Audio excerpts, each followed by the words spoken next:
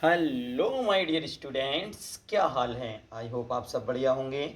तो मेरे प्यारे बच्चों, चलिए रचनाओं की श्रृंखला को आगे बढ़ाते हुए आज हम पद अर्थात काव्य की रचनाओं का अध्ययन करेंगे।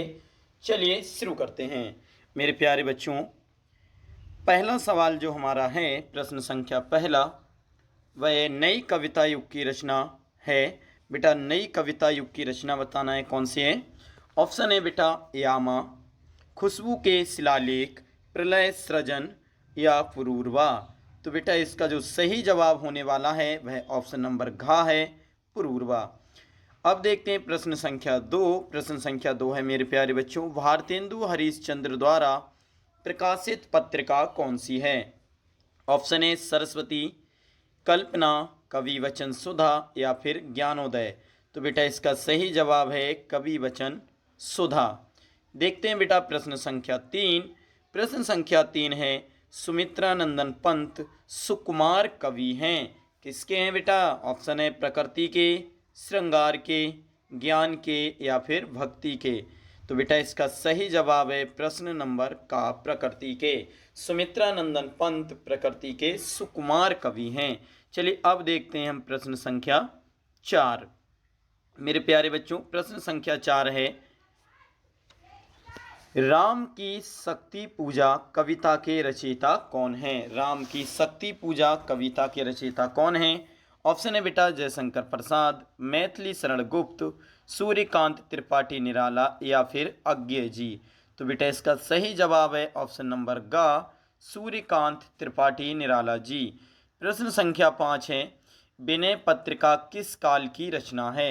विनय पत्रिका किस काल की रचना है। ऑप्शन है बेटा आदिकाल, भक्ति काल, रीति काल, आधुनिक काल। तो बेटा इसका सही जवाब है ऑप्शन नंबर घ, आधुनिक काल। प्रश्न संख्या 6 है बेटा, अष्टछाप के कवि नहीं हैं। अष्टछाप के कवि कौन नहीं हैं। ऑप्शन है मेरे प्यारे बच्चों परमानंद दास, गोविंद स्वामी जी, ईश्वर दास या फिर नंददास। तो बेटा इसका सही जवाब है ऑप्शन नंबर ग, ईश्वर दास जी। अष्टछाप के कवि नहीं हैं। चलिए अब देखते हैं बेटा प्रश्न संख्या सात। प्रश्न संख्या सात है मेरे प्यारे बच्चों, निम्न में से कौन मैथिली सरल गुप्त की रचना है। निम्नलिखित में से कौन मैथिली सरल की रचना है। आंगन के पार द्वार, अनग, युगवाणी, परशुराम की प्रतीक्षा। तो बेटा इसका सही जवाब है ऑप्शन नंबर ख, अनग। अब देखते हैं मेरे प्यारे बच्चों प्रश्न संख्या आठ, सुमित्रा नंदन पंत को चिदम्बरा कृति पर कौन सा पुरस्कार मिला था। सुमित्रा नंदन पंत को चिदम्बरा पर कौन सा पुरस्कार मिला था। बेटा ऑप्शन है भारतीय ज्ञानपीठ पुरस्कार, भारत भारती पुरस्कार, साहित्य अकादमी पुरस्कार या स्वर्णमाला पुरस्कार। तो बेटा इसका सही जवाब है ऑप्शन नंबर का, भारतीय ज्ञानपीठ पुरस्कार। बेटा ये प्रश्न काफ़ी ज़्यादा महत्वपूर्ण है, इसे ध्यान रखिएगा।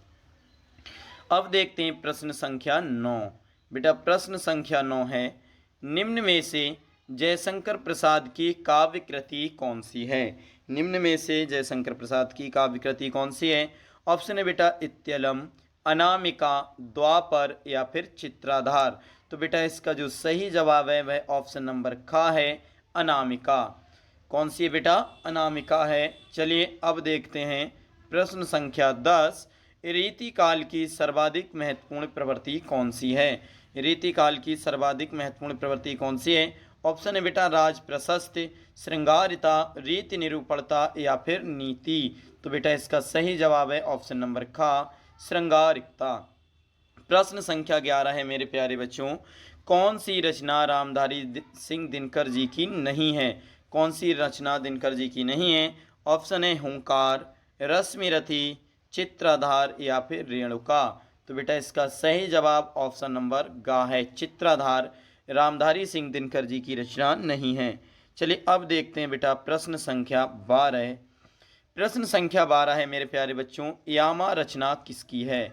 यामा रचना किसकी है। ऑप्शन है जयशंकर प्रसाद जी की, महादेवी वर्मा जी की, अज्ञे जी की या सुमित्रा नंदन पंत जी की। बताओ मेरे प्यारे बच्चों यामा रचना किसकी है। तो इसका जो सही जवाब है बेटा वह है ऑप्शन नंबर ख, महादेवी वर्मा जी की यामा रचना है। बेटा प्रश्न संख्या 13 है, हिंदी साहित्य के आदिकाल के लिए चारण काल नाम किसने दिया? हिंदी साहित्य के आदिकाल के लिए चारण काल नाम किसने दिया? ऑप्शन है बेटा राहुल सांकृत्यायन जी ने, रामचंद्र शुक्ल जी ने, डॉक्टर राम कुमार वर्मा जी ने, या फिर डॉक्टर नगेंद्र ने। तो बेटा इसका जो सही जवाब है वह ऑप्शन नंबर ग है, डॉक्टर राम कुमार वर्मा जी ने। अब देखते हैं बेटा प्रश्न संख्या 14 है। बहुत ही इम्पोर्टेंट प्रश्न है बेटा, क्योंकि सभी प्रश्न किसी ना किसी वर्ष आपके बोर्ड एग्जाम में पूछे गए हैं। चलिए बेटा देखते हैं प्रश्न संख्या 14, किस कवि को ज्ञानपीठ पुरस्कार नहीं मिला? याद रखें बेटा, इसमें नहीं मिला की बात हो रही है। किस कवि को ज्ञानपीठ पुरस्कार नहीं मिला? ऑप्शन है रामधारी सिंह दिनकर को, महादेवी वर्मा जी को, सुमित्रानंदन पंत जी को, या जयशंकर प्रसाद जी को। तो बेटा इसका सही जवाब है ऑप्शन नंबर घ, जयशंकर प्रसाद जी को। याद रखें बेटा। अगला प्रश्न है प्रश्न नंबर 15। बेटा 14 का प्रश्न समझ में आ गया, जयशंकर प्रसाद जी को ज्ञानपीठ पुरस्कार नहीं मिला। प्रश्न संख्या 15 है, सुमित्रानंदन पंत की रचना नहीं है। कौन सी नहीं है बेटा? पल्लव, बीड़ा, रसवंती, या फिर लोकायतन। तो बेटा सुमित्रानंदन पंत जी की रचना वो रसवंती नहीं है। प्रश्न संख्या 16 है मेरे प्यारे बच्चों, हिंदी साहित्य के आदिकाल के लिए चारण काल नाम किसने दिया था? हिंदी साहित्य के आदिकाल के लिए चारण काल नाम किसने दिया था? तो बेटा ऑप्शन है आचार्य रामचंद्र शुक्ल जी ने, डॉक्टर राम कुमार वर्मा जी ने, डॉक्टर नगेंद्र ने, या आचार्य विश्वनाथ प्रसाद मिश्र जी ने। तो बेटा इसका सही जवाब है ऑप्शन नंबर का, डॉक्टर राम कुमार वर्मा जी ने। चलिए अब देखते हैं प्रश्न संख्या 17 है। बेटा प्रश्न संख्या 17 है आपका, जो 2019 में आया हुआ प्रश्न है। क्या है बेटा? निम्नलिखित में से कौन प्रेमाश्रयी शाखा के कवि नहीं है? निम्नलिखित में से कौन प्रेमाश्रयी शाखा के कवि नहीं है? ऑप्शन है बेटा जायसी, मंजन, नंददास, या कुतवन। बताओ बेटा इसका सही जवाब। तो इसका सही जवाब है ऑप्शन नंबर ग, नंददास जो हैं बेटा वो प्रेमाश्रयी शाखा के कवि नहीं हैं। प्रश्न संख्या 18 है मेरे प्यारे बच्चों, निम्न में से किन्हें ज्ञानपीठ पुरस्कार नहीं मिला? बताओ बेटा इनमें से किसे नहीं मिला? महादेवी वर्मा जी को, निराला जी को, सुमित्रानंदन पंत जी को, या फिर अज्ञे जी को। तो बेटा इसका सही जवाब है ऑप्शन नंबर ख, निराला जी को ज्ञानपीठ पुरस्कार नहीं मिला। चलिए देखते हैं बेटा प्रश्न संख्या 19, हरी घास पर क्षण भर कृति निम्न में से किसकी है? हरी घास पर क्षण भर कृति निम्न में से किसकी है? ऑप्शन है बेटा भवानी प्रसाद मिश्र जी की, बालकृष्ण शर्मा नवीन जी की, अज्ञे जी की, या फिर नागार्जुन जी की। तो बेटा इसका सही जवाब ऑप्शन नंबर ग है, ये है बेटा अज्ञे जी की। हरी घास पर क्षण भर ये जो रचना या कृति है बेटा ये है अज्ञे जी की। चलिए अब देखते हैं बेटा प्रश्न संख्या 20। मेरे प्यारे बच्चों प्रश्न संख्या 20 है, आनंद कादम्बिनी पत्रिका के संपादक कौन हैं या कौन थे? ऑप्शन है महावीर प्रसाद द्विवेदी जी, भारतेंदु हरीशचंद्र जी, रूप नारायण पांडे जी, या बद्री नारायण चौधरी प्रेमगंज जी। तो बेटा इसका सही जवाब आप जानते हैं सभी, ऑप्शन नंबर घ हो जाएगा, बद्री नारायण चौधरी प्रेमगंज जी। प्रश्न संख्या 21 अर्थात 21 है, निम्नलिखित में से प्रयोगवादी कवि कौन है? बेटा निम्नलिखित में से प्रयोगवादी कवि कौन है? ऑप्शन है महादेवी वर्मा जी, सुमित्रानंदन पंत जी, अज्ञे जी, या फिर डॉक्टर नगेंद्र जी। तो बेटा इसका सही जवाब ऑप्शन नंबर ग है, अज्ञे जी। प्रयोगवादी कवि कौन है बेटा? अज्ञे जी। चलिए अब देखते हैं प्रश्न संख्या 22। तो बेटा प्रश्न संख्या 22 है, छायावाद काल का काल निर्धारण कीजिए। ऑप्शन नंबर 1 है सन 1900 से 1922 तक, 1938 से 1943 तक, 1919 से 1938 तक, या 1943 से अब तक यानी वर्तमान तक। तो बेटा इसका सही जवाब ऑप्शन नंबर ग हो जाएगा, सन 1919 से सन 1938 ईस्वी तक छायावाद काल का काल निर्धारण है। चलिए बेटा अब देखते हैं प्रश्न संख्या 23। मेरे प्यारे बच्चों प्रश्न संख्या 23 है, प्रगतिवाद का मुख्य आधार क्या है? प्रगतिवाद का मुख्य आधार क्या है? ऑप्शन है बेटा प्रजातंत्र, राष्ट्रीय पुनर्जागरण, साम्यवाद, या फिर समाज सुधार। तो बेटा इसका जो सही जवाब है वह ऑप्शन नंबर ग है, साम्यवाद। प्रश्न संख्या 24 है मेरे प्यारे बच्चों, कीर्ति लता के रचनाकार कौन है? कीर्तिलता के रचनाकार कौन है? ऑप्शन है सारंगधर, दलपति, जगनिक या विद्यापति। तो बेटा इसका सही जवाब ऑप्शन नंबर घ है विद्यापति। कीर्तिलता के रचनाकार कौन है मेरे प्यारे बच्चों? विद्यापति। चलिए अब देखते हैं प्रश्न संख्या 25। प्रश्न संख्या 25 है हरिऔध जी की कृति नहीं है। कौन सी नहीं है? चुभते चौबते, प्रिय प्रवास, वैदेही वनवास या फिर चित्राधार। हरिऔध जी की इनमें से कौन सी रचना नहीं है? तो बेटा चित्राधार रचना नहीं है। चलिए अब देखते हैं हम प्रश्न संख्या 26 मतलब 26। मेरे प्यारे बच्चों प्रश्न संख्या 26 है साहित्य लहरी के रचयिता कौन है? ऑप्शन है तुलसीदास जी, सूरदास जी, कबीरदास जी, आचार्य केशव दास जी। तो बेटा इसका सही जवाब है वह ऑप्शन नंबर ख है सूरदास जी साहित्य लहरी के रचयिता हैं। प्रश्न संख्या 27 है हिंदी साहित्य के किस काल को स्वर्ण युग कहा जाता है? हिंदी साहित्य के किस काल को स्वर्ण युग कहा जाता है? बेटा ऑप्शन है आदिकाल, भक्ति काल, रीति काल या फिर आधुनिक काल। तो बेटा इसका सही जवाब होगा ऑप्शन नंबर ख, भक्ति काल को स्वर्ण युग कहा जाता है। अगला जो हमारा प्रश्न है मेरे प्यारे बच्चों प्रश्न संख्या 28 वह है निम्न में से किस समय सीमा को द्विवेदी युग के नाम से जाना जाता है? किस समय सीमा को द्विवेदी युग के नाम से जाना जाता है? ऑप्शन है बेटा सन 1868 से 1900 ईस्वी तक, सन 1919 से 1938 तक, सन 1900 से 1922 ईस्वी तक और सन 1938 से सन 1943 ईस्वी तक। तो बेटा इसका जो सही जवाब है वह ऑप्शन नंबर ग है सन 1900 से 1922 ईस्वी तक। प्रश्न संख्या 29 है मेरे प्यारे बच्चों आदिकाल का अन्य नाम क्या है?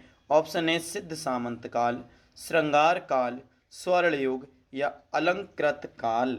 तो बेटा इसका सही जवाब है वह है ऑप्शन नंबर का सिद्ध सामंत काल। चलिए अब बढ़ते हैं बेटा प्रश्न संख्या 30 की तरफ।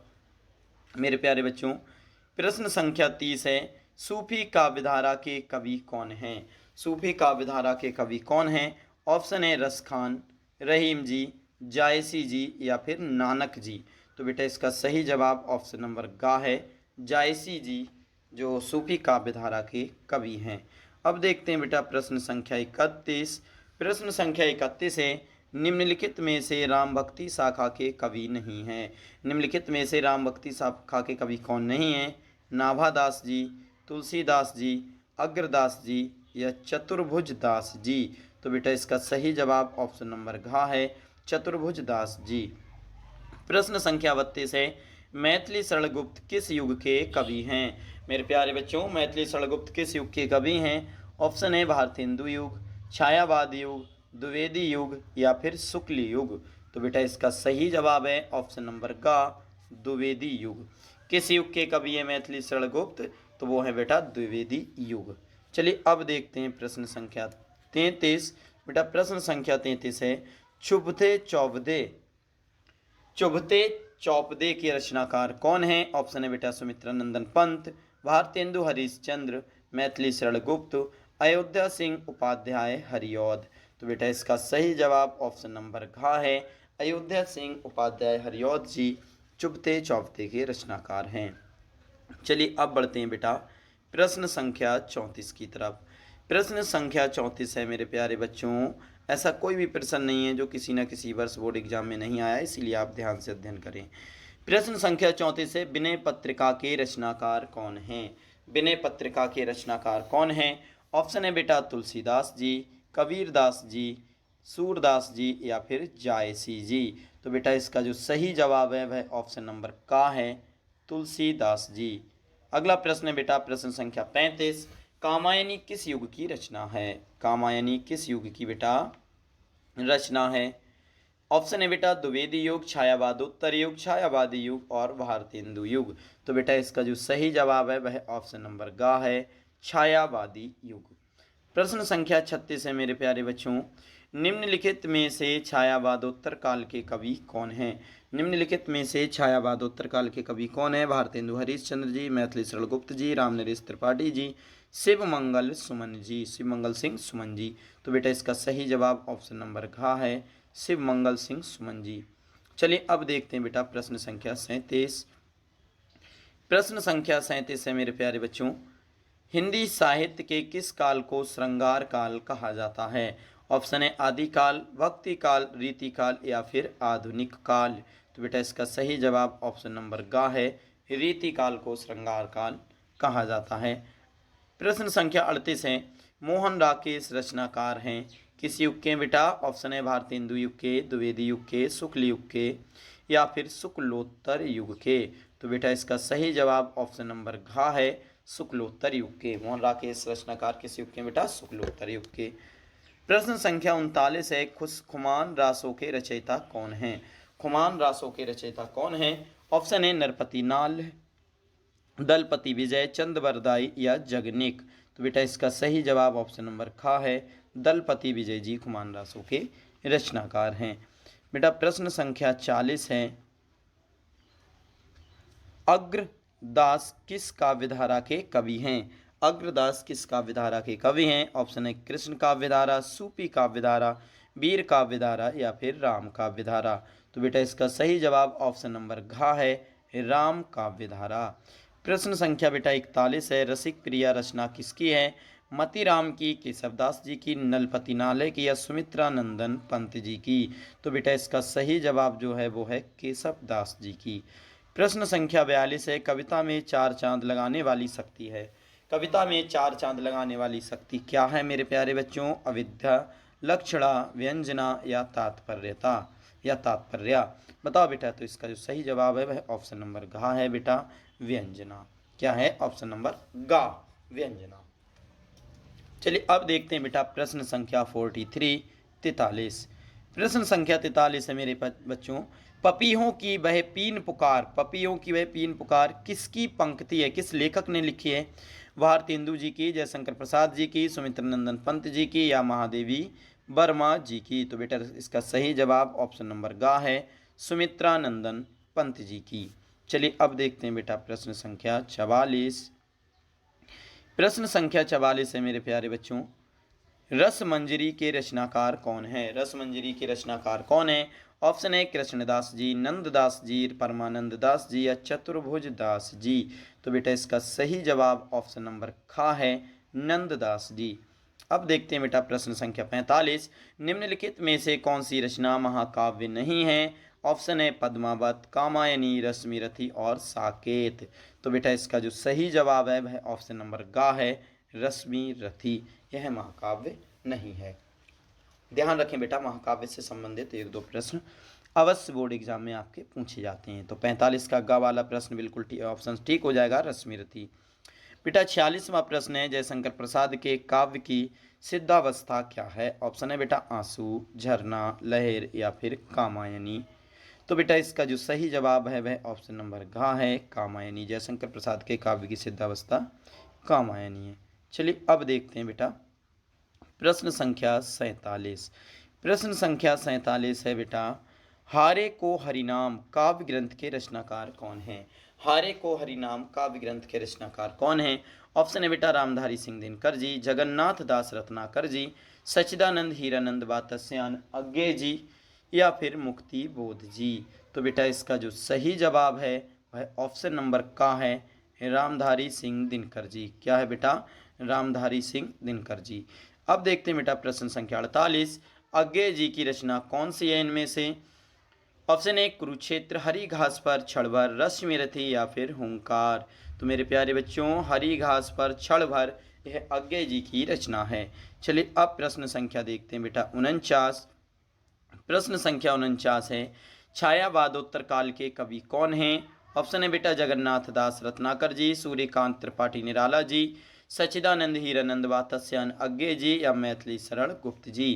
तो बेटा इसका सही जवाब ऑप्शन नंबर ग है, सच्चिदानंद हीरानंद वातस्यायन अज्ञे जी। चलिए अब बेटा देखते हैं प्रश्न संख्या 50। प्रश्न संख्या 50 है मेरे प्यारे बच्चों, निम्न में से किसे ज्ञानपीठ पुरस्कार नहीं मिला? ऑप्शन है जयशंकर प्रसाद जी को, महादेवी वर्मा जी को, सुमित्रा नंदन पंत जी को या रामधारी सिंह दिनकर जी को। तो बेटा ये बात पहले भी आप कर चुके हैं, जयशंकर प्रसाद जी को ज्ञानपीठ पुरस्कार नहीं मिला। प्रश्न संख्या देखते हैं 51, जयशंकर प्रसाद द्वारा ब्रजभाषा में रचित काव्य संग्रह कौन सा है? ऑप्शन है बेटा चित्राधार, कामायनी, लहर या फिर आंसू। बताओ बेटा कौन सा है, तो इसका सही ऑप्शन जो है बेटा वो चित्राधार है। प्रश्न संख्या 52 है, वैदेही वनवास काव्य कृति किस काव्य की है। ऑप्शन है बेटा खंड काव्य की, मुक्तक काव्य की, महाकाव्य की या चंपू काव्य की। तो बेटा इसका सही जवाब है वह ऑप्शन नंबर का है, खंड काव्य की। चलिए प्रश्न संख्या देखते हैं बेटा 53। बेटा प्रश्न संख्या 53 अर्थात 53 है, ग्रंथि काव्य संग्रह के रचयिता कौन है। ग्रंथि काव्य संग्रह के रचयिता कौन है। ऑप्शन है बेटा सुमित्रा नंदन पंत जी, महादेवी वर्मा जी, रामधारी सिंह दिनकर जी, अयोध्या सिंह उपाध्याय, हरिऔध जी। तो बेटा प्रश्न संख्या 53 का जो सही जवाब है वह ऑप्शन नंबर का है मेरे प्यारे बच्चों, सुमित्रा नंदन पंत जी। प्रश्न संख्या 54 देखते हैं, अयोध्या सिंह उपाध्याय हरिऔध की रचना कौन सी है। ऑप्शन है बेटा वैदेही वनवास, यशोधरा, लहर या फिर गुंजन। तो बेटा इसका जो सही जवाब है वह ऑप्शन नंबर का है, वैदेही वनवास। चलिए अब देखते हैं बेटा प्रश्न संख्या 55 यानी 55।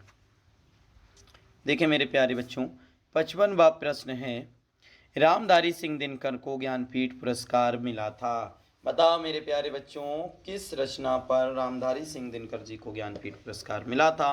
रेणुका पर, रसवंती पर, उर्वशी पर या सामधेनी पर। बताओ बेटा, यहाँ पर हो गया है पर ये पर है, ठीक है मेरे प्यारे बच्चों, यहाँ पर कर लेना, ये आपका जो है पर है, ठीक है। किस पर मिला था बताओ। ऑप्शन है, चारों ऑप्शन सामने, रेणुका पर, रसवंती पर, उर्वशी पर या सामधेनी पर। तो बेटा प्रश्न संख्या 55 का जो सही जवाब है वह ऑप्शन नंबर का उर्वशी पर। ध्यान रखना ये ज्ञानपीठ पुरस्कार वाले महत्वपूर्ण प्रश्न है। प्रश्न संख्या 56 है, बीसल देव रासों के रचयिता कौन है। ऑप्शन है दलपत विजय, नरपति नाल या जगनिक या श्रृंगारधर। कौन है बेटा बताओ। तो इसका सही जवाब है ऑप्शन नंबर खा, नरपति नाल है। प्रश्न संख्या 57 है, तार सप्तक का प्रकाशन वर्ष क्या है। आपको मैं बता दूं मेरे प्यारे बच्चों, तार सप्तक का एक प्रश्न हर साल आता है। 4 तार सप्तक थे, प्रथम, द्वितीय, तृतीय और चतुर्थ, सभी मैं बता दूंगा आपको, सन पूछी जाएगी, याद रखना।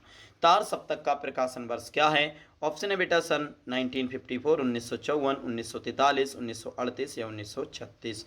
तो बेटा इसका जो सही जवाब है वह ऑप्शन नंबर खा है, सन 1943। ऑप्शन नंबर खा है बेटा सन 1943। चलिए अब देखते हैं प्रश्न संख्या 58 मेरे प्यारे बच्चों। प्रश्न संख्या 58 है, रीति मुक्त कवि कौन है। ऑप्शन है बिहारी जी, भूषण जी, केशव जी या फिर घनानंद जी। तो बेटा इसका जो सही जवाब है वह ऑप्शन नंबर घा है, घा फॉर घनानंद। ठीक है बेटा, चलते हैं प्रश्न संख्या 59 की तरफ। मेरे प्यारे बच्चों 59वां प्रश्न जो है आपका वो ध्यान से देखेंगे। प्रश्न संख्या 59 है, आंगन के पार द्वार रचना है, किस लेखक की आंगन के पार द्वार।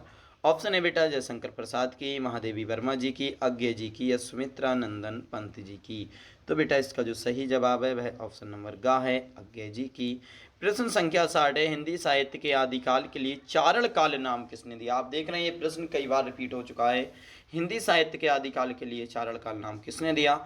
ऑप्शन है बेटा राहुल सांकृत्यायन जी ने, रामचंद्र शुक्ल जी ने, राम कुमार वर्मा जी ने या डॉक्टर नगेंद्र जी ने। तो इसका जवाब आप सब जानते हैं, डॉक्टर राम कुमार वर्मा जी ने। बेटा ये 2-3 बार प्रश्न आ चुका है क्योंकि ये महत्वपूर्ण है। अगला प्रश्न है प्रश्न संख्या 61, लहर के रचनाकार कौन है। ऑप्शन है बेटा जयशंकर प्रसाद जी, गिरिजा कुमार माथुर जी, हरिवंश राय बच्चन जी या सुमित्रा नंदन पंत जी। तो बेटा इसका सही जवाब ऑप्शन नंबर का है, जयशंकर प्रसाद जी।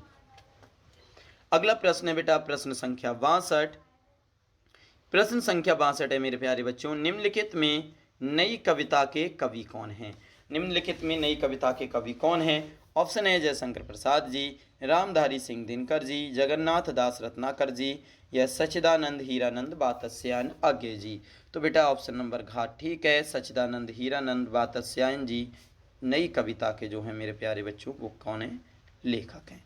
अब देखते हैं प्रश्न संख्या 63, हिंदी साहित्य के किस काल को पूर्व मध्य काल कहा जाता है। ऑप्शन है आदिकाल, भक्ति काल, रीति काल या फिर आधुनिक काल। तो बेटा इसका सही जवाब ऑप्शन नंबर खा है, भक्ति काल। भक्ति काल को क्या कहते हैं बेटा, हिंदी साहित्य का पूर्व मध्य काल। चलिए अब देखते हैं प्रश्न संख्या 64। प्रश्न संख्या 64 है, कामायनी रचना किसकी है? बेटा कामायनी रचना किसकी है, किस लेखक ने कामायनी रचना की है? ऑप्शन है बेटा सूर्यकांत त्रिपाठी निराला जी, महादेवी वर्मा जी, जयशंकर प्रसाद जी, मोहन अवस्थी जी की। तो बेटा इसका सही जवाब है ऑप्शन नंबर का जयशंकर प्रसाद जी की। प्रश्न संख्या बेटा 65 है, हिंदी साहित्य के आदिकाल के लिए बीज बपन नाम किसने दिया? ऑप्शन है बेटा रामचंद्र शुक्ल जी ने, राम कुमार वर्मा जी ने, आचार्य महावीर प्रसाद द्विवेदी जी ने, या डॉक्टर नगेंद्र जी ने। तो बेटा इसका सही जवाब ऑप्शन नंबर ग है, महादेवी प्रसाद द्विवेदी जी ने। चलिए अब देखते हैं बेटा प्रश्न संख्या 66। प्रश्न संख्या 66 है मेरे प्यारे बच्चों, अष्टछाप के कवियों का संबंध भक्ति काल की किस शाखा से है? ऑप्शन है बेटा ज्ञानाश्रयी शाखा से, प्रेमाश्रयी शाखा से, कृष्ण भक्ति शाखा से, या राम भक्ति शाखा से। तो इसका सही जवाब है मेरे प्यारे बच्चों ऑप्शन नंबर ग है, कृष्ण भक्ति शाखा से। प्रश्न संख्या 67 है बेटा, कितनी नावों में कितनी बार काव्य कृति किसकी है? कितनी नावों में कितनी बार काव्य कृति किसकी है? अथवा करके बेटा ऐसे भी आ सकता है, कितनी नावों में कितनी बार काव्य संग्रह के रचनाकार कौन हैं? ऑप्शन है मेरे प्यारे बच्चों सच्चिदानंद हीरानंद बातस्यान अग्घे जी, हरिवंश राय बच्चन जी, गिरजा कुमार माथुर की, या फिर सुमित्रा नंदन पंत की। तो बेटा इसका जो सही जवाब है वह ऑप्शन नंबर का है मेरे प्यारे बच्चों, सच्चिदानंद हीरानंद बातस्यान अग्गे जी की रचना है कितनी नावों में कितनी बार। अब देखते हैं बेटा प्रश्न संख्या 68 अर्थात 68वां प्रश्न। प्रश्न संख्या 68 है मेरे प्यारे बच्चों, रामचंद्र शुक्ल ने हिंदी साहित्य के जिस काल को रीति काल नाम दिया उसे श्रृंगार काल नाम किसने दिया? रामचंद्र शुक्ल जी ने हिंदी साहित्य के जिस काल को रीति काल कहा था उसे श्रृंगार काल किसने कहा था? ऑप्शन है बेटा आचार्य विश्वनाथ प्रसाद मिश्र जी ने, मिश्र बंधु जी ने, डॉक्टर हजारी प्रसाद द्विवेदी जी ने, डॉक्टर रमाशंकर शुक्ल रसाल जी ने। तो बेटा इसका सही जवाब है ऑप्शन नंबर का आचार्य विश्वनाथ प्रसाद मिश्र जी ने। प्रश्न संख्या 69 है, प्रिय प्रवास काव्य कृति का मुख्य रस क्या है बेटा? ऑप्शन है श्रृंगार रस, करुण रस, वियोग रस, या फिर शांत रस। तो बेटा इसका जो सही जवाब है वह ऑप्शन नंबर गा है, वियोग रस। अब देखते हैं मेरे प्यारे बच्चों प्रश्न संख्या 70। प्रश्न संख्या 70 है, धर्म के प्रति अनास्था तथा शोषक वर्ग के प्रति घृणा प्रमुख विशेषता किसकी है? ऑप्शन है बेटा छायावाद की, प्रगतिवाद की, प्रयोगवाद की, या नई कविता की। तो बेटा इसका सही जवाब ऑप्शन नंबर घ है, प्रगतिवाद की। प्रश्न संख्या 71 है, मैथिली सरल गुप्त की काव्य कृति कौन सी है? ऑप्शन है बेटा इत्यलम, परिमल, उत्तरा, या प्रदक्षिणा। तो बेटा इसका सही जवाब है ऑप्शन नंबर घ, प्रदक्षिणा। अब देखते हैं बेटा प्रश्न संख्या 72। प्रश्न संख्या 72 है मेरे प्यारे बच्चों, सुमित्रा नंदन पंत को ज्ञानपीठ पुरस्कार किस रचना पर मिला? और आप देख सकते हैं ये कितनी बार आया हुआ प्रश्न है। ऑप्शन है बेटा लोकायतन पर, कला और बूढ़ा चांद पर, चिदम्बरा पर, या फिर अत्तिमा पर। तो बेटा इसका सही जवाब है ऑप्शन नंबर ग, चिदम्बरा पर। प्रश्न संख्या बेटा 73 है, महाभारत के शांति पर्व के कथानक पर आधारित दिनकर की काव्य कृति कौन सी है? ऑप्शन है बेटा रेणुका, कुरुक्षेत्र, सामधेनी, हारे को हरिनाम। तो बेटा इसका सही जवाब है ऑप्शन नंबर ख, कुरुक्षेत्र।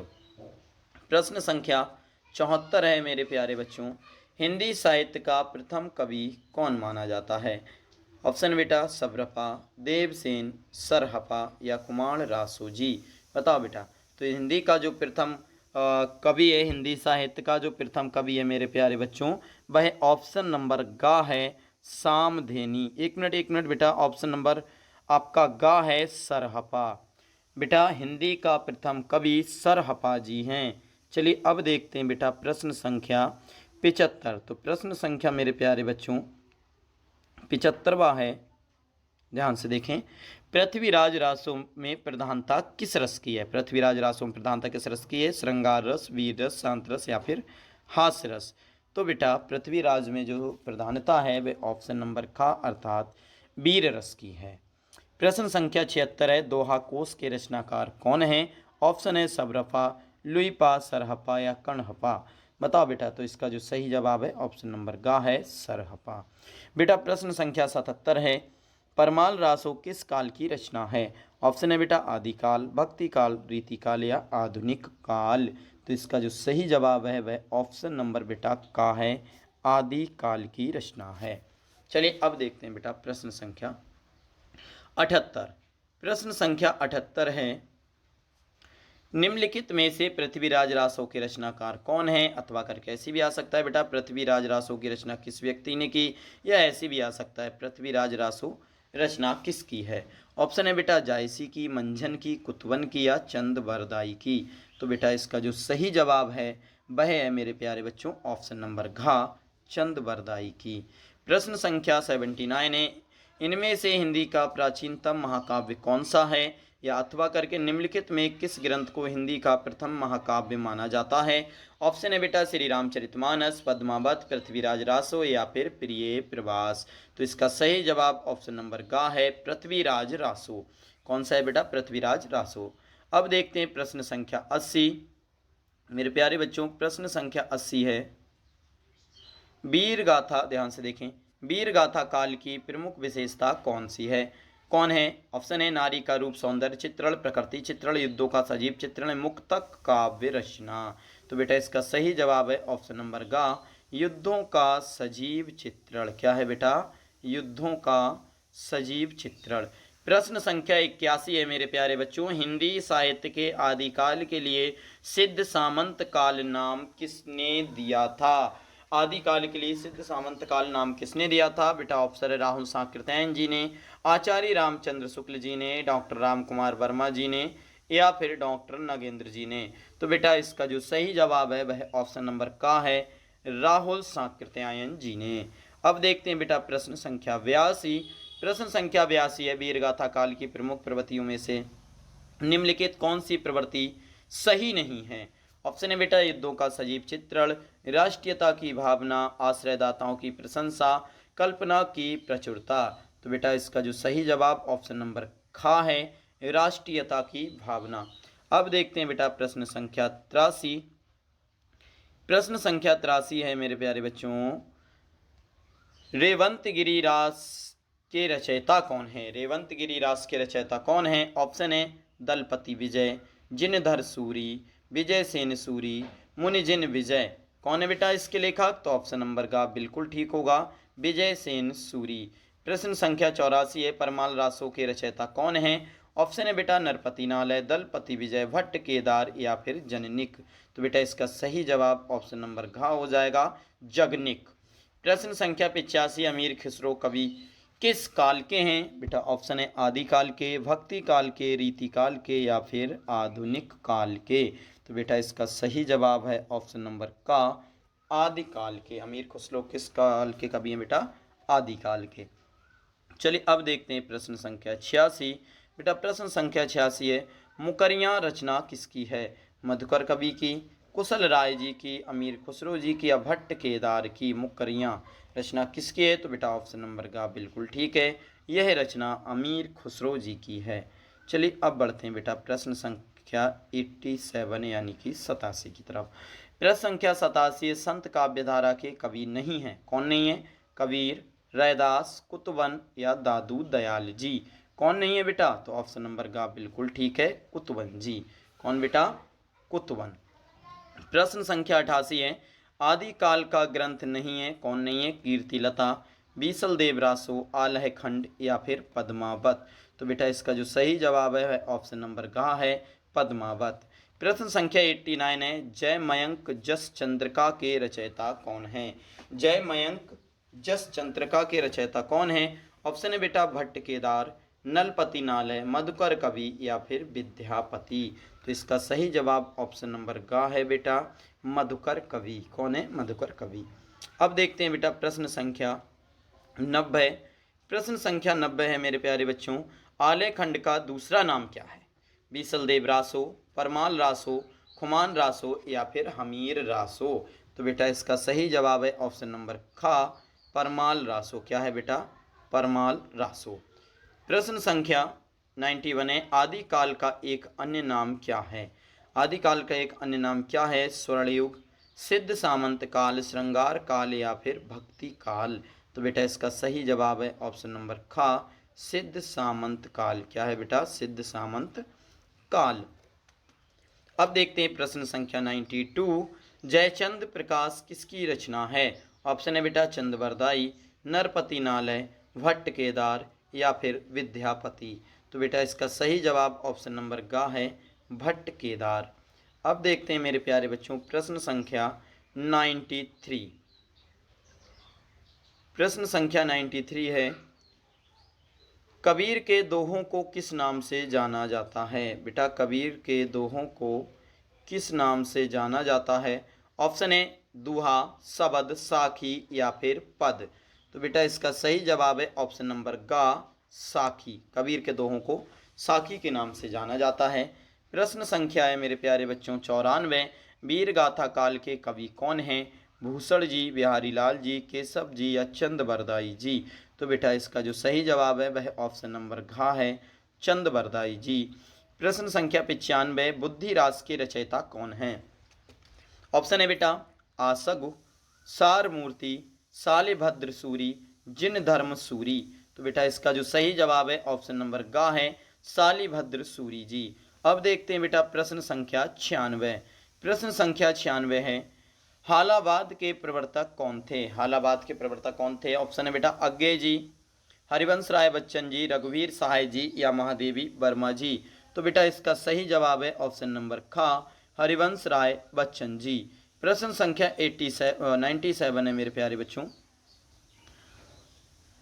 97 है, आदिकाल के रचनाकार कौन हैं? आदिकाल के रचनाकार कौन हैं? नलपति नालय, अयोध्या सिंह उपाध्याय, हरिऔध, केशवदास या फिर नाभादास। तो बेटा इसका जो सही जवाब है ऑप्शन नंबर का है नरपति नालय। प्रश्न संख्या है बेटा 98। कवि प्रिया के रचनाकार कौन हैं? कवि प्रिया के रचनाकार कौन हैं? ऑप्शन है बेटा बिहारी, घनानंद, केशवदास या फिर बोधा। चलिए अगले बढ़ते हैं पहले, अब देखते हैं बेटा, अब साफ दिखेगा। प्रश्न संख्या 98। कवि प्रिया के रचनाकार कौन है? बिहारी जी, घनानंद जी, केशवदास जी या फिर बोधा। तो बेटा इसका जो सही जवाब है आपका वो है बेटा ऑप्शन नंबर ग केशवदास जी। चलिए अब देखते हैं 99वां प्रश्न। 99वां प्रश्न है मेरे प्यारे बच्चों, विद्यापति के पदों में कहीं कहीं पुट है किस चीज की? बेटा श्रृंगार की, भक्ति की, नीति की या प्रशस्ति की। तो बेटा इसका सही जवाब है ऑप्शन नंबर ख भक्ति की।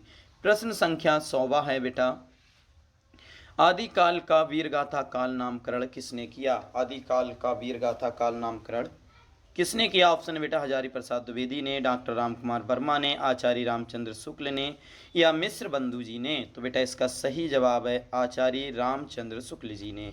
प्रश्न संख्या बेटा 101 है, अमीर खुसरो की चर्चा निम्नलिखित में से किसमें है? अमीर खुसरो की चर्चा निम्नलिखित में से किसमें है? राउलवेल में, खालिकवारी में, पाहुड़ दोहा में या भविष्यत कहा में। तो बेटा इसका सही जवाब ऑप्शन नंबर ख है खालिकवारी में। प्रश्न संख्या 102 देखते हैं मेरे प्यारे बच्चों। प्रश्न संख्या 102 है, हिंदी की प्रथम रचना कौन सी है? ऑप्शन है दोहा कोश, श्रावकाचार, पृथ्वीराज रासो, भारतेश्वर बाहुबली रासो। बेटा इसका सही जवाब ऑप्शन नंबर ख है श्रावकाचार। प्रश्न संख्या देखते हैं मेरे प्यारे बच्चों 103, हिंदी का प्रथम महाकाव्य कौन सा है?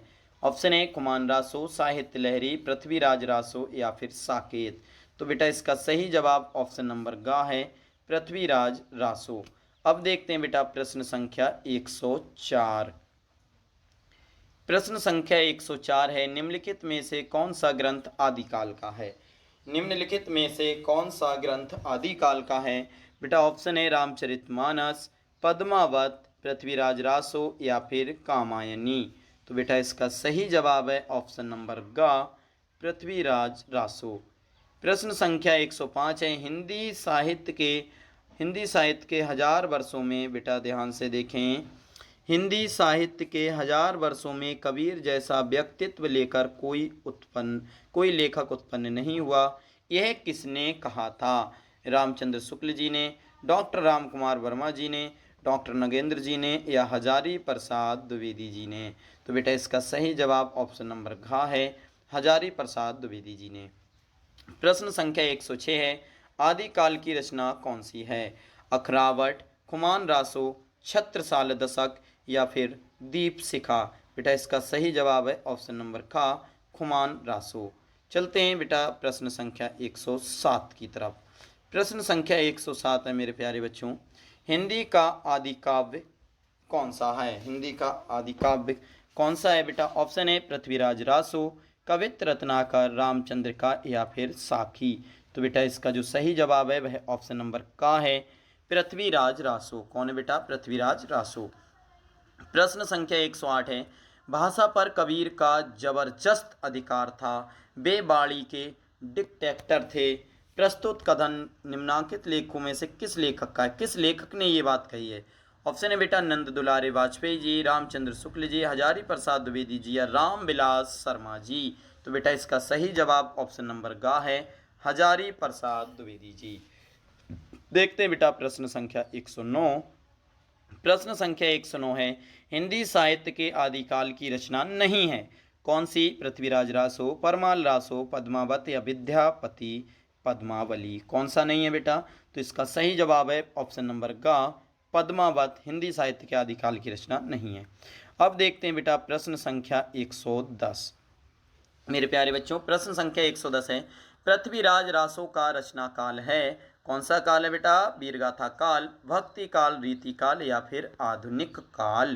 तो बेटा इसका सही जवाब ऑप्शन नंबर गा है, रीति काल। क्या है बेटा? ऑप्शन नंबर गा है, रीति काल। प्रश्न संख्या 111 है, मैथिली सरल गुप्त आधुनिक काल के किस युग से संबंधित हैं? मैथिली सरल गुप्त आधुनिक काल के किस युग से संबंधित हैं? ऑप्शन है बेटा शुक्ल युग, द्विवेदी युग, छायावादी युग या छायावादोत्तर युग। तो बेटा इसका जो सही जवाब है वह है मेरे प्यारे बच्चों ऑप्शन नंबर खा, द्विवेदी युग। प्रश्न संख्या 112 है, निम्नलिखित में से कौन भक्ति काल का महाकाव्य है? निम्नलिखित में से कौन भक्ति काल का महाकाव्य? बेटा ऑप्शन है साकेत, श्री रामचरितमानस, कामयनी या पृथ्वीराज रासो। इसका सही जवाब है श्री रामचरितमानस, अवधी भाषा में लिखी गई है, तुलसीदास जी की महाकाव्य है। अब देखते हैं बेटा प्रश्न संख्या 113। ध्यान से देखते रहें बेटा, सभी प्रश्न आए हुए हैं। प्रश्न संख्या 113 है, रामचंद्र शुक्ल ने मध्यकाल का समय माना है, या अथवा करके कर सकते हैं भक्ति काल का समय आचार्य रामचंद्र शुक्ल ने क्या माना है बेटा? ऑप्शन है संबत 1050 से 1700 तक, संबत 1218 से 1800 तक, संबत 1375 से 1700 तक, संबत 1100 से 1900 तक। बताओ बेटा इसका जो सही जवाब आपका होगा वह ऑप्शन नंबर गा है, संबत 1375 से 1700 तक। प्रश्न संख्या 114 है, निम्नलिखित में से कौन सी कृति या ग्रंथ रीति काल में लिखी गई? ऑप्शन है बेटा साकेत, विनय पत्रिका, बिहारी सतसई या पृथ्वीराज रासो। तो बेटा इसका सही जवाब ऑप्शन नंबर गा है, बिहारी सतसई रीति काल में लिखी गई थी बेटा। चलिए अब देखते हैं प्रश्न संख्या 115। मेरे प्यारे बच्चों प्रश्न संख्या 115 है, निम्नलिखित में से कौन प्रेमाश्रयी शाखा के कवि नहीं है? ऑप्शन है जायसी, फिर है सूरदास, चंद्रवरदाई, बिहारी लाल या मंझन कुतुबन। बताओ बेटा कौन नहीं है? तो इसका जो सही जवाब है वह बेटा ऑप्शन नंबर खा होगा, सूरदास, चंद्रवरदाई, बिहारी लाल, ये तीनों की तीनों प्रेमाश्रयी शाखा के कवि नहीं है। चलिए बेटा देखते हैं प्रश्न संख्या 116 है। प्रश्न संख्या 116 है मेरे प्यारे बच्चों, देखें महाकवि भूषण की रचना है, कौन सी है बेटा महाकवि भूषण की रचना? रेणुका, चिदम्बरा, दीपशिखा या छत्रसाल दशक। तो बेटा इसका जो सही जवाब है वह ऑप्शन नंबर घ है, छत्रसाल दशक जो है बेटा महाकवि भूषण जी की रचना है। प्रश्न संख्या 117 है, कौन सी रचना भूषण की नहीं है? बेटा कौन सी रचना भूषण जी की नहीं है ये बताना है। तो शिवा बावनी, छत्रसाल दशक, शिवराज भूषण या रामचंद्र का। तो बेटा इसका जो सही जवाब है वह ऑप्शन नंबर घ है, रामचंद्र का भूषण जी की रचना नहीं है। चलिए अब बढ़ते हैं हम बेटा प्रश्न संख्या 118 की तरफ।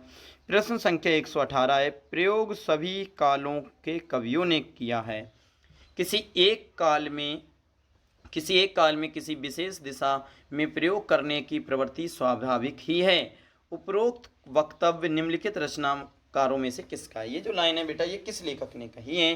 क्या ये निराला जी ने कहा है, या अज्ञे जी ने, या प्रसाद जी ने, या महादेवी वर्मा जी ने? तो बेटा ये कहा है आपके अज्ञे जी ने। किसने कहा है बेटा? अज्ञे जी ने। चलिए अब देखते हैं प्रश्न संख्या 119वां। प्रश्न संख्या मेरे प्यारे बच्चों 119वां है, हिंदी साहित्य का आदिकाल निम्नलिखित में से किस साम्राज्य की समाप्ति के समय से प्रारंभ होता है? ऑप्शन है मौर्य साम्राज्य, मुगल साम्राज्य, वर्धन साम्राज्य या फिर गुप्त साम्राज्य। तो बेटा इसका सही ऑप्शन नंबर ग है वर्धन साम्राज्य के। प्रश्न संख्या 120 है, हिंदी साहित्य में आधुनिकता का प्रवर्तक साहित्यकार किसे माना जाता है? ऑप्शन है बेटा भूषण, भारतेंदु हरिश्चंद्र, मतीराम या गंग कवि। तो इसका सही जवाब ऑप्शन नंबर ख है भारतेंदु हरिश्चंद्र जी। चलिए अब बढ़ते हैं बेटा प्रश्न संख्या 121 की तरफ। प्रश्न संख्या 121 है, हिंदी नवजागरण के अग्रदूत कौन थे? हिंदी नवजागरण के अग्रदूत कौन थे? ऑप्शन है बेटा जयशंकर प्रसाद, सुमित्रा नंदन पंत, भारतेंदु हरिश्चंद्र या मुंशी प्रेमचंद्र जी। इसका सही जवाब बेटा ऑप्शन नंबर ग है भारतेंदु हरिश्चंद्र जी। प्रश्न संख्या 122 है, निम्नलिखित में से किस काव्यधारा में सेवक सेव्य भक्ति की प्रधानता है? ऑप्शन है बेटा निर्गुण भक्ति काव्यधारा, सगुण भक्ति काव्यधारा, राम भक्ति काव्यधारा या कृष्ण भक्ति काव्यधारा। इसका जो सही जवाब है बेटा ऑप्शन नंबर ग है राम भक्ति काव्यधारा। चलिए अब देखते हैं बेटा प्रश्न संख्या 123। प्रश्न संख्या 123 है, निम्नलिखित में से छायावादीन युगीन कवि कौन है? छायावाद युगीन कवि कौन है? ऑप्शन है बेटा जयशंकर प्रसाद, जगन्नाथ दास रत्नाकर, रामधारी सिंह दिनकर जी या फिर कबीर दास जी। तो बेटा इसका सही जवाब ऑप्शन नंबर क है जयशंकर प्रसाद जी। प्रश्न संख्या 124 है, रीतिकालीन स्वच्छंद काव्यधारा के कवि कौन हैं? रीतिकालीन स्वच्छंद काव्यधारा के कवि कौन हैं मेरे प्यारे बच्चों? ऑप्शन है केशव दास, बिहारी जी, भूषण जी या फिर बोधा जी। तो इसका जो सही जवाब है वह ऑप्शन नंबर घ है बोधा जी। अब देखते हैं बेटा प्रश्न संख्या 125। प्रश्न संख्या 125 है मेरे प्यारे बच्चों, निम्नलिखित में से श्रृंगार और लक्षण ग्रंथों की रचना किस काल में की गई? ऑप्शन है आदिकाल, भक्ति काल, रीति काल और वर्तमान काल।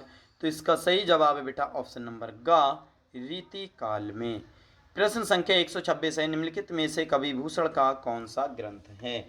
ऑप्शन है बेटा दोहावली, दान लीला, शिवाबावनी, उद्धव शतक। तो इसका जो सही जवाब है बेटा वह ऑप्शन नंबर ग है शिवाबावनी। अब देखते हैं बेटा प्रश्न संख्या 127। प्रश्न संख्या 127 है मेरे प्यारे बच्चों, भक्ति आंदोलन का श्रेय किसको जाता है?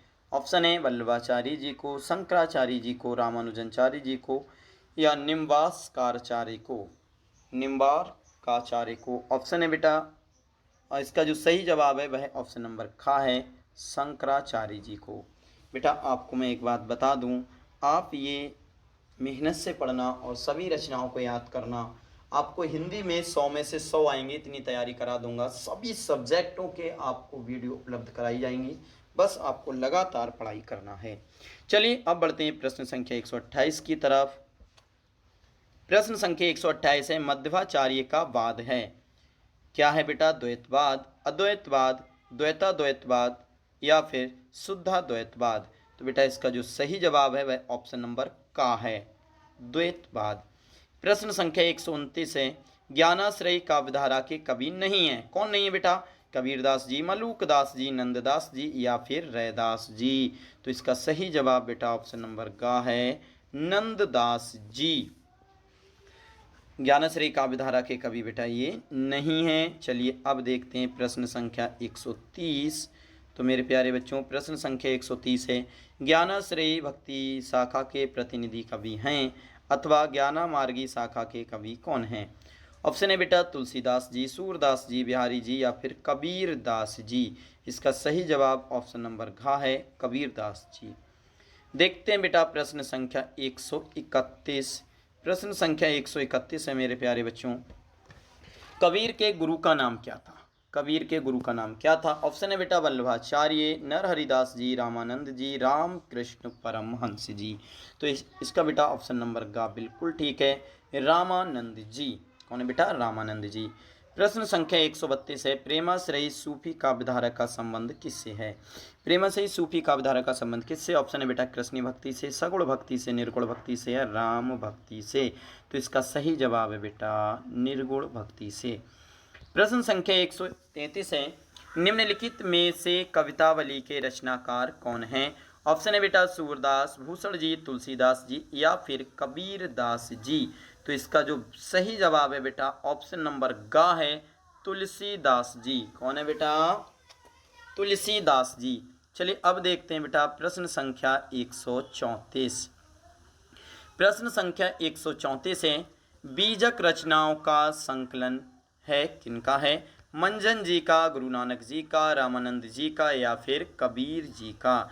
तो बेटा इसका सही जवाब है ऑप्शन नंबर घ, कबीर जी का। किसका है बेटा? कबीर जी का। प्रश्न संख्या 135 है, प्रेमाश्रयी भक्ति शाखा के प्रतिनिधि कवि कौन हैं? ऑप्शन है बिहारी जी, तुलसीदास जी, नाभादास जी या फिर जायसी जी। तो इसका सही जवाब है बेटा जायसी जी। प्रश्न संख्या 136 है, निम्नलिखित में से कौन सी कृति भक्ति काल की है? ऑप्शन है बेटा आंगन के पार द्वार, कुरुक्षेत्र, रामचरितमानस या फिर पंचवटी। तो इसका सही जवाब है बेटा श्री रामचरितमानस। अब देखते हैं बेटा प्रश्न संख्या 137। प्रश्न संख्या 137 है मेरे प्यारे बच्चों, राम भक्ति शाखा से संबंधित हैं कौन? कुंभन दास जी, परमानंद दास जी, नाभा दास जी या चतुर्भुज दास जी। बताओ बेटा कौन है संबंधित? ऑप्शन नंबर ग बिल्कुल ठीक है, नाभा दास जी। मेरे प्यारे बच्चों नाभा दास जी। प्रश्न संख्या 138 है, कृष्ण भक्ति शाखा से संबंधित कौन है? अग्रदास जी, नंददास जी, ईश्वरदास जी या फिर नाभादास जी। तो बेटा इसका सही ऑप्शन है ऑप्शन नंबर क, नंददास जी कृष्ण भक्ति शाखा से संबंधित हैं।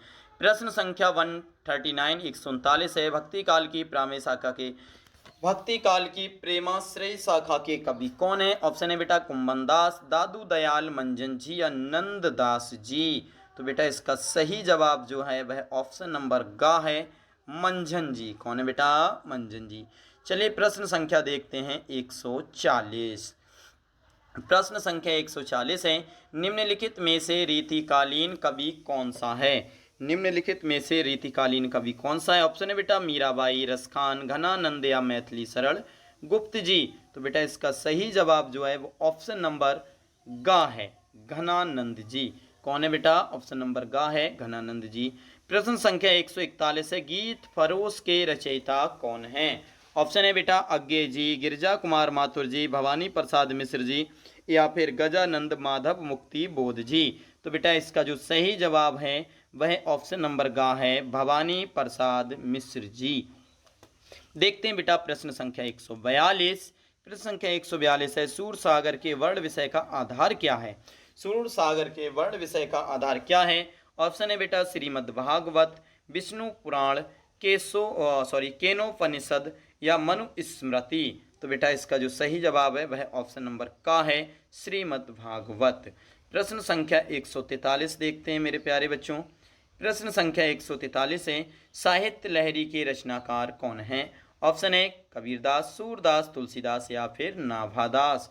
तो इसका जो सही जवाब है वह ऑप्शन नंबर ख है मेरे प्यारे बच्चों सूरदास जी साहित्य लहरी के रचनाकार हैं। चलिए अब देखते हैं प्रश्न संख्या 144। 144 है, रूनकता नामक स्थान किससे संबंधित है?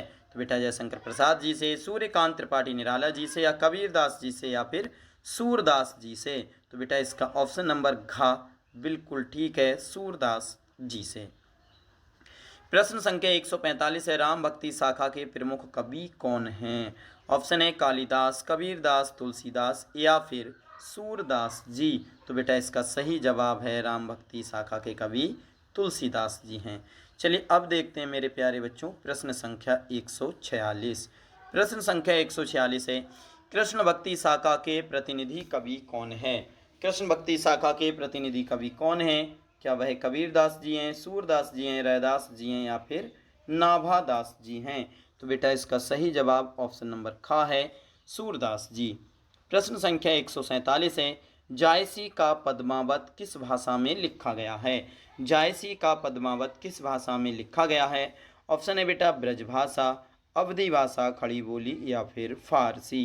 तो बेटा इसका जो सही जवाब है वह ऑप्शन नंबर ख है, यह अवधी भाषा में लिखा गया है। प्रश्न संख्या 148 है मेरे प्यारे बच्चों, निम्नलिखित में से कौन सा ग्रंथ भक्ति काल का है? ऑप्शन ए पृथ्वीराज रासो, साकेत कामयनी या विनय पत्रिका। तो बेटा इसका सही जवाब ऑप्शन नंबर घ है, विनय पत्रिका जो है भक्ति काल का ग्रंथ है। अब देखते हैं बेटा प्रश्न संख्या 149। प्रश्न संख्या 149 है, निम्नलिखित में छायावादोत्तर कवि कौन है? ऑप्शन है हरिऔध, मैथिली शरणगुप्त, महादेवी वर्मा या फिर अज्ञे जी। तो बेटा इसका सही जवाब ऑप्शन नंबर घ है, अज्ञे जी। चलिए अब बढ़ते हैं प्रश्न संख्या 150 यानी 150 की तरफ। निम्नलिखित में कौन कवि रीति मुक्त काव्य धारा का है? ऑप्शन है चिंतामणि, केशवदास, ठाकुर या फिर देव। तो बेटा इसका सही जवाब है ऑप्शन नंबर ग, ठाकुर। रीति मुक्त काव्य धारा के कवि कौन है? ठाकुर। चलिए अब देखते हैं बेटा प्रश्न संख्या 151। प्रश्न संख्या 151 है, राम भक्ति शाखा के कवि नहीं हैं। कौन बेटा राम भक्ति शाखा के कवि नहीं है? ऑप्शन है तुलसीदास, अग्रदास, नंददास या फिर नाभादास। तो बेटा इसका ऑप्शन नंबर का बिल्कुल ठीक है, नंददास जी जो हैं वो नहीं हैं। प्रश्न संख्या 152 है, निम्नलिखित में से राम भक्ति शाखा के कवि कौन नहीं है? फिर वही पूछ लिया गया बेटा। ऑप्शन है तुलसीदास, अग्रदास, चतुर्भुजदास जी या नाभादास जी। तो बेटा इसका जो सही जवाब है वह ऑप्शन नंबर ग है, चतुर्भुज दास जी भी राम भक्ति शाखा के कवि नहीं हैं। प्रश्न संख्या 153 है, गोस्वामी तुलसीदास के बचपन का नाम क्या था? इंपॉर्टेंट है बेटा। ऑप्शन है तुकाराम, आत्माराम, सीताराम या फिर राम भोला। तो बेटा इनका सही जवाब है ऑप्शन नंबर घ, राम भोला तुलसीदास के बचपन का नाम था। अब देखते हैं मेरे प्यारे बच्चों प्रश्न संख्या 154। प्रश्न संख्या 154 है, सूकर खेत नामक स्थान किससे संबंधित है? ऑप्शन है कबीरदास जी से, नंददास जी से, तुलसीदास जी से या फिर सूरदास जी से। तो बेटा इसका सही जवाब है ऑप्शन नंबर ग, तुलसीदास जी से। किनसे बेटा संबंधित? तुलसीदास जी से। प्रश्न संख्या 155 है, भक्ति काल का काव्य नहीं है, कौन सा नहीं है? पद्मावत, पृथ्वीराज रासो, रामचरितमानस या फिर सूरसागर जी। बताओ बेटा कौन सा नहीं है? तो ऑप्शन नंबर ख, पृथ्वीराज रासो भक्ति काल का काव्य नहीं है। अब देखते हैं मेरे प्यारे बच्चों प्रश्न संख्या 156। नवधा भक्ति के प्रकार हैं, कितने हैं? 1, 3, 8 या फिर 9। तो बेटा इसका सही जवाब है ऑप्शन नंबर घ, 9। चलिए बढ़ते हैं प्रश्न संख्या 157 की तरफ। मेरे प्यारे बच्चों प्रश्न संख्या 157 है, विनय पत्रिका की भाषा है या विनय पत्रिका की बोली कौन सी है? ऑप्शन है अवधी, भोजपुरी, ब्रज या फिर खड़ी बोली। तो बेटा इसका सही जवाब है ऑप्शन नंबर ग, ब्रज है। ये क्या है बेटा? ब्रज। प्रश्न संख्या 158 है, प्रेमाश्रयी काव्यधारा के कवि कौन हैं? घनानंद, बिहारी जी, मलिक मोहम्मद जायसी जी या हरिऔध जी। तो बेटा इसका सही जवाब ऑप्शन नंबर ग है, मलिक मोहम्मद जायसी जी। प्रश्न संख्या 159 है, तुलसीदास की रचना नहीं है, कौन सी नहीं बेटा? रामलला, नहचू, पार्वती मंगल, कवितावली या रामचंद्र का। तो बेटा इसका ऑप्शन नंबर घ बिल्कुल ठीक है, रामचंद्र का तुलसीदास जी की रचना नहीं है। ध्यान रखना, रामचंद्र का तुलसीदास जी की रचना नहीं है बेटा। अब देखते हैं प्रश्न संख्या 160। प्रश्न संख्या 160 है मेरे प्यारे बच्चों, समन्वय की विराट चेष्टा तुलसीदास के किस ग्रंथ में मिलती है? समन्वय की विराट चेष्टा तुलसीदास जी के किस ग्रंथ में मिलती है? ऑप्शन है रामचरितमानस में, विनय पत्रिका में, कवितावली में या फिर दोहावली में। तो बेटा इसका सही ऑप्शन हो जाएगा ऑप्शन नंबर का, रामचरितमानस में। किस बेटा? रामचरितमानस में। प्रश्न संख्या 161 है, निम्नलिखित में से भक्तिकालीन कवि कौन हैं? निम्नलिखित में से भक्तिकालीन कवि कौन हैं? ऑप्शन है बेटा भारतेंदु हरिश्चंद्र जी, कुंभन दास जी, हरिऔध जी या महादेवी वर्मा जी। इसका सही जवाब है मेरे प्यारे बच्चों ऑप्शन नंबर ख, कुंभन दास जी। कौन है बेटा? कुंभन दास जी।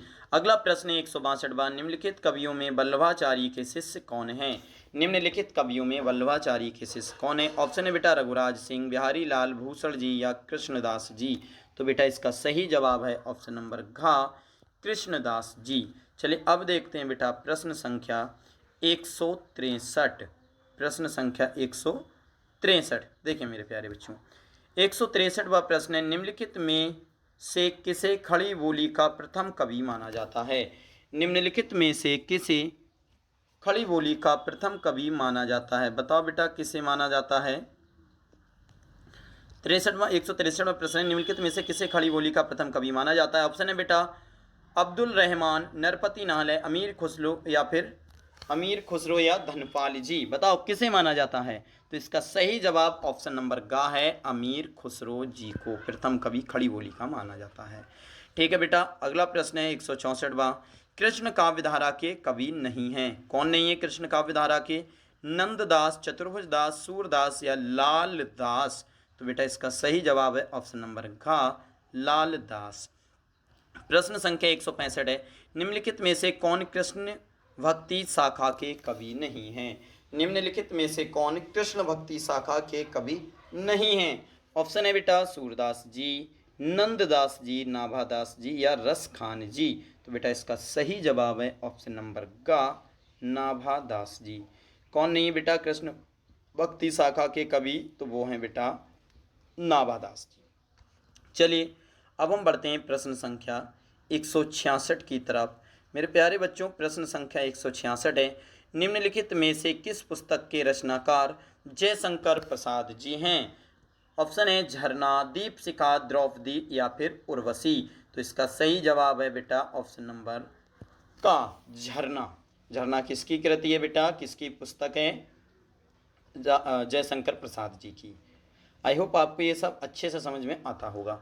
प्रश्न संख्या 167 है, निम्नलिखित में से कौन सी रचना भक्ति काल की लिखी गई है या भक्ति काल में लिखी गई है? ऑप्शन है कामायनी, साहित्य लहरी, भारत भारती या उद्धव शतक।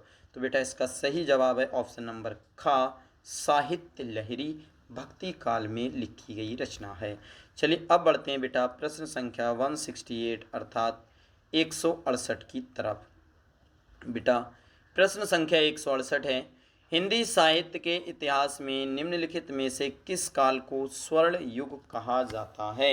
हिंदी साहित्य के इतिहास में निम्नलिखित में से किस काल को स्वर्ण युग कहा जाता है? ऑप्शन है बेटा रीतिकाल, आदिकाल, भक्ति काल या फिर आधुनिक काल। तो इसका सही जवाब बेटा ऑप्शन नंबर ग है, भक्ति काल। किसे बेटा? भक्ति काल। प्रश्न संख्या 169 है 169, आखिरी कलाम किसकी काव्य रचना है? आखिरी कलाम किसकी काव्य रचना है? ऑप्शन है बेटा प्रेमघन, बिहारी जी, बोधा जी, मलिक मोहम्मद जायसी जी। तो इसका जो सही जवाब है मेरे प्यारे बच्चों वो ऑप्शन नंबर घ है, मलिक मोहम्मद जायसी जी। चलिए अब बढ़ते हैं अपनी वीडियो के अंतिम प्रश्न 170 के तरफ। प्रश्न संख्या 170 है, कृष्ण काव्यधारा के प्रतिनिधि कवि कौन हैं? कृष्ण काव्यधारा के प्रतिनिधि कवि कौन हैं? ऑप्शन है बेटा मीरा, रसखान, परमानंद दास या फिर सूरदास। तो बेटा इसका सही जवाब ऑप्शन नंबर घ है, सूरदास जी। क्या है बेटा? सूरदास जी। तो बताइए मेरे प्यारे बच्चों, ये वीडियो आपको कैसी लगी? ये हमारे वीडियो का अंतिम प्रश्न था 170वां। बताइए मेरे प्यारे बच्चों ये वीडियो आपको कैसी लगी? आई होप आपको वीडियो में अच्छा समझ में आता होगा। बस इन्हें आप नोट डाउन करके ही याद करें, जिससे ये अच्छे से याद हो जाएगा। बेटा रचनाएं आपके सिलेबस में काफ़ी हैं, कौन सी रचनाएं आ जाएं ये कुछ कहा नहीं जा सकता। और अभी यहाँ पर मैं जितनी भी रचनाएं करा रहा हूँ बेटा, ये सब की सब इम्पोर्टेंट रचनाएं हैं, क्योंकि ये किसी न किसी वर्ष आपके बोर्ड एग्ज़ाम में आई हुई हैं। तो आपको बस ये मेहनत से पढ़ना है, लगातार इसकी प्रैक्टिस करनी है। हिंदी में जितने भी टॉपिक हैं बेटा या अन्य सब्जेक्टों में जितने टॉपिक हैं वो मैं सब आपको यूट्यूब पर करा दूंगा। बस आपको ये वीडियो या अन्य जो वीडियो हैं वो सभी देखना है और हिंदी में बेटा 100 में से 100 आपको लेके आना है। यकीन मानना ऐसा कोई भी नहीं बचेगा जिसमें आपके पूरे नंबर ना आ जाएं बेटा। बस आपको मेहनत करना है। अगर आप मेहनत करेंगे तो सब कुछ हो सकता है और मेहनत नहीं करेंगे तो फिर इसे कुछ नहीं कह सकते। ठीक है बेटा, मिलते हैं किसी अन्य वीडियो में। तब तक के लिए थैंक्स फॉर वॉचिंग। जय हिंद, जय भारत।